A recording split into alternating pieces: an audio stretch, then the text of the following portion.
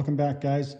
Just gonna make a quick one tonight. I know it's been a while since I posted a video, and I've just been busy working on now that the snow's melted, I'm working on my yard, trying to get my yard in order. If you saw it, you'd understand. I've got to landscape, I've got to build a fence and some other stuff. So now that that's taken up a lot of my time, I don't have a lot of time to work on my projects, which is just killing me. It really is. And I don't have a lot of battery. This is going to be a short film or short video here tonight. I picked up this drz400. These bikes, I know in the West anyways, in Canada here, they're really desirable for a dual sport bike. They're going for high prices. Everything's going for high prices. It's just crazy. Anyway, picked this one up as kind of a basket case. The guys said that it wasn't starting, had some oil leaks, hard starting because it needed the valve set. And then when I guess they are friends with a guy that's a mechanic, and he pulled the head off and he found that the valves were stretched, needed to be replaced. So the valves likely were sinking into the valve seats. So hopefully the seats are in good shape. Here's the head here. All this stuff was taken apart by somebody who really took their time and bagged and tagged everything. It's all in there, the valve buckets, the cams. The only thing I saw was a little bit of wear on one of the one of the cam caps, like the bearing that goes in the head, and everything else looks pretty good. Like the bearings in the head look pretty good. I don't see much wear, very, very little wear. Actually, I don't think there's really any wear on these, but there was a little bit on I'll show you the cap when I put it back together. But it's not enough that I'm going to worry about. I can hardly even feel it with my fingernail. It's probably not even a thou deep. A little bit of it just kind of wore a little bit of the surface off of it. I don't think it's going to affect oil pressure or anything like that. So I've got a shim kit coming. I don't have a shim kit for a 4-stroke engine like this. Not a Suzuki or a KLR, Kawasaki. I guess they're the same. These are the same. So they bought the new parts. So I got the bike with new parts. I've got some gaskets. As far as I know, these are just Amazon valves. I don't know how good they are, but right now, I mean, it's May. The weather's great for riding. I just want to get this thing going. However, with that being said, I'm not going to just put the valves in and set them and put the head on the bike and get it going again so I can ride. I'm going to at least do rings on the piston. It's showing 16,000, but I don't think this speedometer was working for a while, so I don't know how many miles are on the bike. Like I say, I just picked it up as is. You can't get it's really hard to get these bikes, and if you can find one, they're going for a lot of money for something with a lot of miles on it. So this way, I know that some people think it's kind of nuts to do this, to buy a bike that you don't really know too much about the history on, and somebody else is taking it apart, and you guys know the story. Fix something up. But if you do go this route, you know how that this bike has got new rings, new valves, or a new piston, new rings, new valves. I'll have the cylinder off it. I'll be able to look at the chrome on the cylinder, the crosshatch. I'm gonna replace the wheel bearings in it. I'm gonna know they're good. You just go buy a bike that somebody's been riding. Sure, you can jump on it and ride it, but you know the miles on it. Okay, granted, good enough. You can judge a little bit by that, but you have no idea how that thing's been maintained. You don't know what the inside of the engine looks like. So that's one advantage of doing this if you like working on your own stuff. I got too many projects, but I couldn't pass this one up. I just had to jump on it. So I'm gonna take the cylinder off. This is how I got the bike, is how it sits here. I've got all the parts. It's got an oversized fuel tank on it. The tires are good.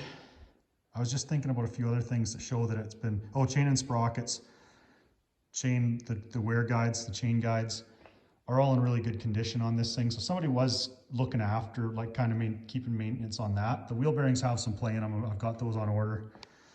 And I don't know what the deal is with the valves being, I imagine that they're getting kind of tulipped. I don't know what's up with that, other than just that they're worn out. Anyways, I'm gonna rip the jug off tonight, and I'm gonna measure the piston. And the reason why I'm doing that is because Vertex makes oversized pistons. I think they're like 0.05 millimeters oversized, so they'll account for some wear in the chrome on the cylinder. That's the idea of it, but they make 2 oversized pistons that you don't have to go over. You don't have to bore the cylinder over and have it replated. You can just put the little bit bigger piston in. So I've got to get the cylinder off. which is no big deal now because we're almost there. That's another advantage of buying this bike the way it is half the work was already completed for me. The parts were bought. I don't have to wait for the parts to fix the cylinder head other than the shim kit, which I've got ordered. Anyway, that's another bonus of jumping into a project like this. But I'm gonna have to measure the piston up. Apparently this is the same as a KLX piston, 400. That's when Suzuki and Kawasaki in these years were doing that kind of a joint venture. He's got the timing chains. I'm gonna have to just kind of fish through the cavity, and I gotta pull these two nuts off, pop the cylinder off, and I'm gonna have to measure the bore. I'll try it with snap gauges and see how close the snap gauges are, what they tell me.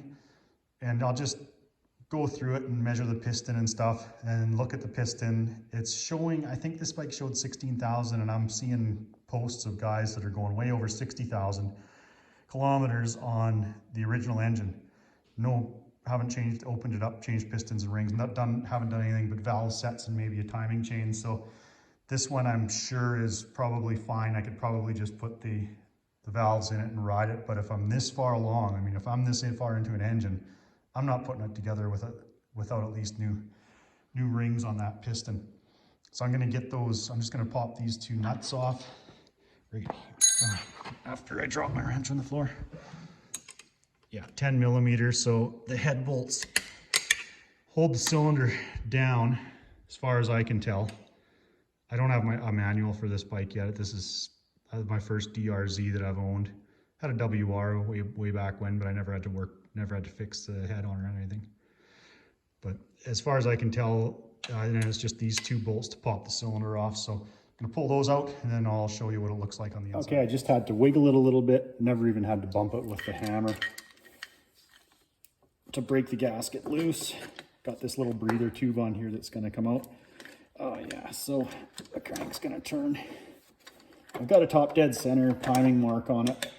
Of course, they had it at top dead center to take the head off. That's good. All right, so you got some, you don't want to drop the timing chain down into the cavity. Okay. Hopefully you can get a good look at that. Doesn't look too bad. I'll probably, yeah, boy, it's good. I don't see anything. Little bit of wear here.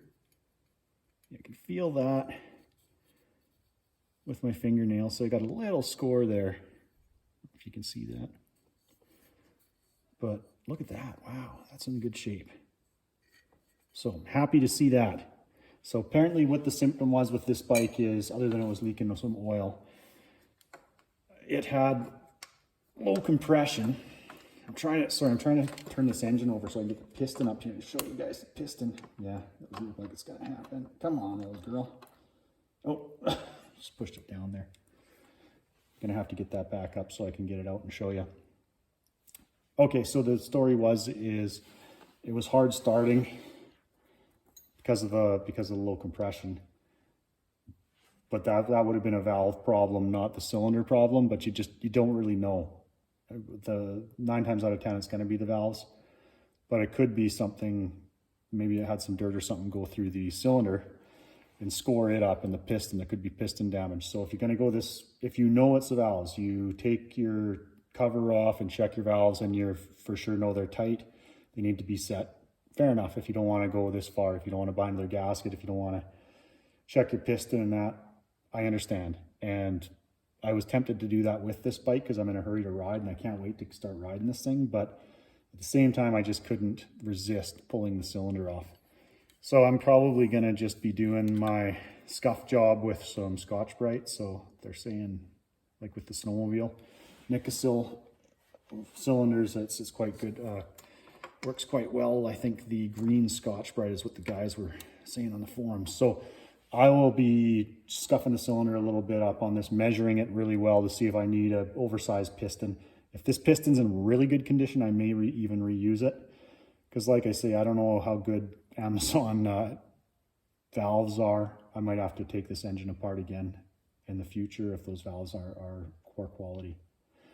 But like I say, I'm not going to wait for OEM valves. I'm not going to order Wiseco valves right now because I want to ride this bike.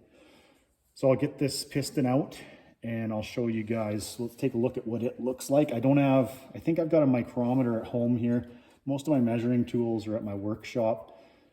So I might have to make another video about measuring like the cylinder and the piston and seeing where we're at with the standard piston. I think is 89 millimeters or 90 millimeters standard bore on these things. I'll have to double check, but I'll get the piston up and out, and let's have a look at that next. Okay, battery's running dangerously low, but I got the cylinder off there. I got the piston back up, sorry. And the piston looks really good. Get you a shot of it here. You can see there's no scoring, there's no signs of cracking.